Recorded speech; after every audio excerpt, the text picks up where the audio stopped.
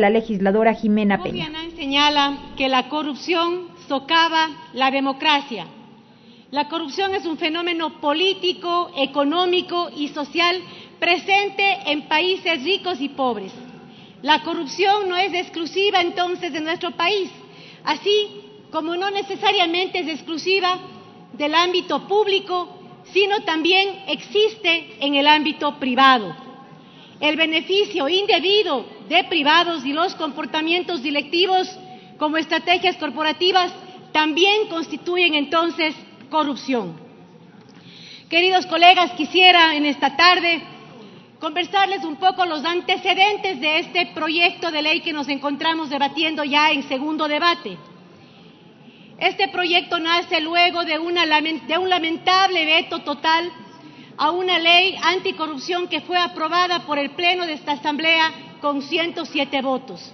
Luego de este veto total, el Ejecutivo presenta un nuevo proyecto de ley anticorrupción y protección al denunciante que básicamente tiene 6 artículos, 2 disposiciones y que reforma 3 normas vigentes aquí en el país. De acuerdo a la resolución del Consejo de Administración de la Legislatura, luego que se recibiera el proyecto del Ejecutivo, también se recibió el proyecto del asambleísta Wilma Andrade.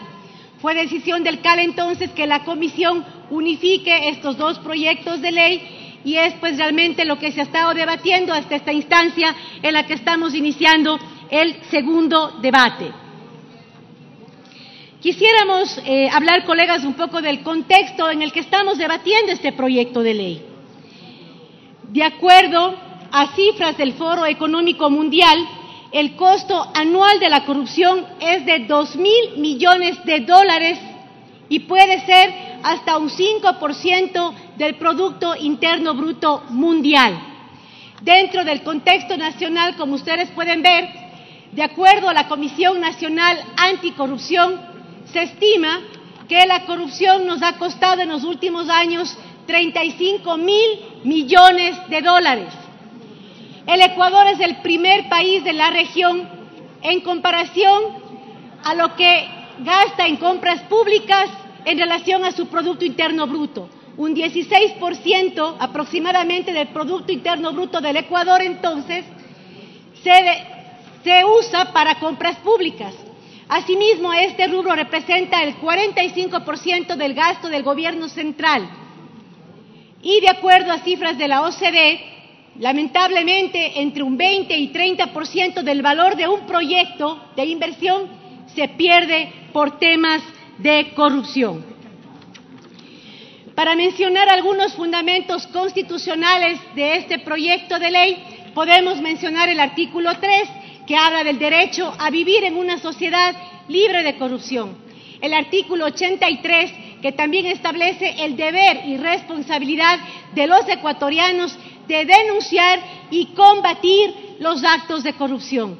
En el artículo 233 también se establece que ningún servidor público estará exento de responsabilidades administrativas, civiles o penales por actos realizados en el ejercicio de sus funciones y por el manejo de fondos públicos.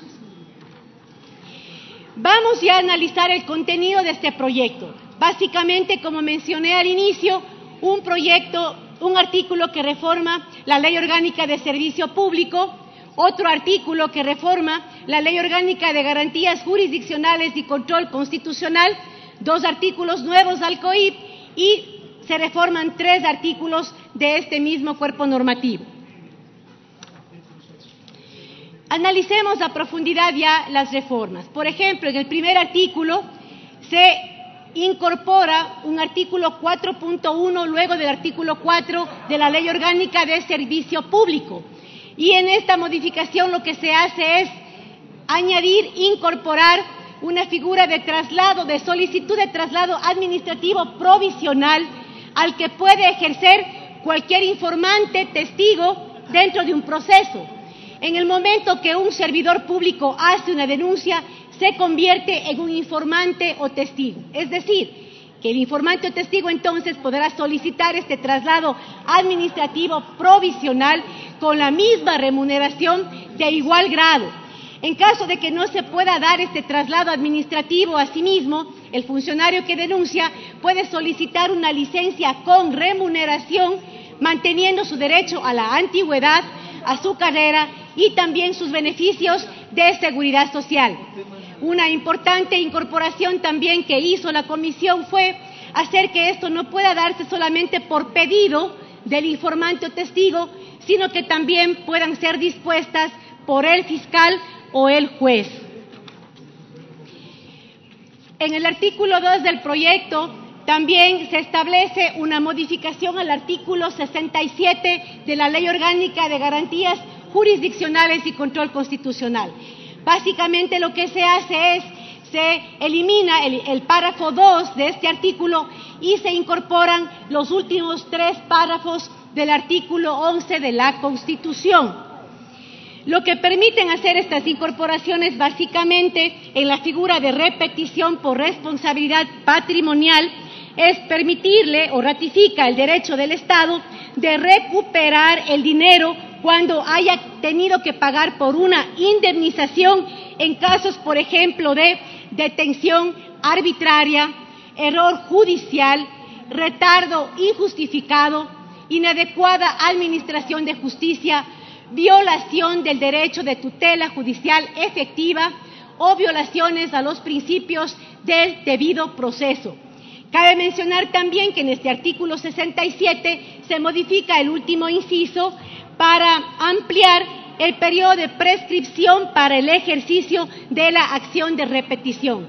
En la norma vigente este periodo es de 3 años, se amplía este plazo para 4 años. En cuanto a las reformas al Código Orgánico Integral Penal, se introduce la figura de reserva de identidad, mejor dicho, se amplía la figura de reserva de identidad en el artículo 427, incorporando un inciso que habla de la reserva de la identidad del denunciante en casos de corrupción o crimen organizado. También en el artículo 430 se incorpora un artículo 430.1 que establece la denuncia con reserva de identidad por delitos específicos como son los de peculado, enriquecimiento ilícito, concusión, cohecho, tráfico de influencias, oferta de realizar tráfico de influencias, testaferrismo, lavado de activos, asociación ilícita y delincuencia organizada. Además de mantener la reserva de su identidad, el denunciante podrá solicitar el ingreso al Sistema Nacional de Protección de Víctimas y Testigos. Luego se incorpora un artículo 430.2 que establece incentivos por denuncia efectiva. Es decir, además de darle la posibilidad al denunciante de pedir un cambio de posición, de tener una licencia con salario, también se le da la posibilidad, en caso de que esta denuncia signifique la recuperación de bienes, dinero, fondos al Estado, la posibilidad de tener un 20% de lo recuperado. Importante mencionar que solamente se podrá acceder a este rubro cuando la persona que denuncia no haya participado en la comisión de la infracción. Este artículo es muy importante, queridos colegas, porque nos permite dar respuesta a lo que dice la gente en la calle. Está bien que haya gente detenida, hay algunas personas que también están prófugas, pero la gente pregunta, ¿dónde está el dinero de lo robado?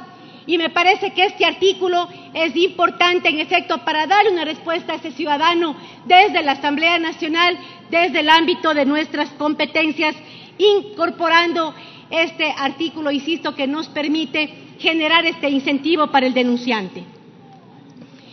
Luego, también tenemos modificaciones al artículo 491 sobre la cooperación eficaz. En el artículo vigente, la cooperación eficaz, como ustedes saben, trata del acuerdo de suministro de datos, instrumentos, efectos, bienes o informaciones precisas, verídicas y comprobables que contribuyan al esclarecimiento de los hechos investigados, permitan la identificación de responsables y que además sirvan para prevenir, neutralizar o impedir la perpetración o consumación de otros delitos de igual o mayor gravedad. Entonces, la reforma lo que hace es ampliar la figura de cooperación eficaz a información también que permita identificar, ojo con esto, identificar el destino de bienes, dinero, fondos, activos y beneficios que sean producto de actividades ilícitas. Por tal motivo, esta reforma también es importante porque nos permite ampliar la figura de cooperación eficaz con esa orientación de recuperación de lo robado. Finalmente, en el artículo 493, la reforma que se plantea asimismo en consonancia con la reforma planteada al 491, se amplían los beneficios de cooperación eficaz para que los mismos sean aplicables también cuando la información que se dé sirva en efecto para ubicar, recuperar activos, dinero, bienes, defectos o beneficios de origen ilícito en tenencia o propiedad de otros participantes en el delito o de terceros. Luego, obviamente, hay dos disposiciones adicionales y esas serían las reformas de este proyecto de ley. Yo quisiera, colegas, en este momento comentarles que, como ustedes se han dado cuenta, son 6 artículos, de los cuales 4 son reformas al Código Orgánico Integral Penal. Sabemos nosotros que también estamos yendo a debatir ya las reformas al Código Orgánico Integral Penal. Por tal motivo, por un principio de simplicidad y además al tratarse de la misma materia, me permito, señor presidente, mocionar que el contenido de este proyecto de ley, más por supuesto los insumos que puedan surgir del debate de esta tarde, puedan ser insumos al proyecto de reforma al Código Orgánico Integral Penal en un proceso similar al que ya realizó este Pleno en relación al proyecto de ley de seguridad ciudadana. Es decir, que me permito solicitar, presidente, que se vote la moción de que, insisto nuevamente, el contenido de este proyecto más los insumos que puedan surgir en la noche de hoy puedan incorporarse como insumo al proyecto de reforma del Código Orgánico Integral Penal. Muchísimas gracias, presidente. Muchas gracias, colegas. Gracias a usted.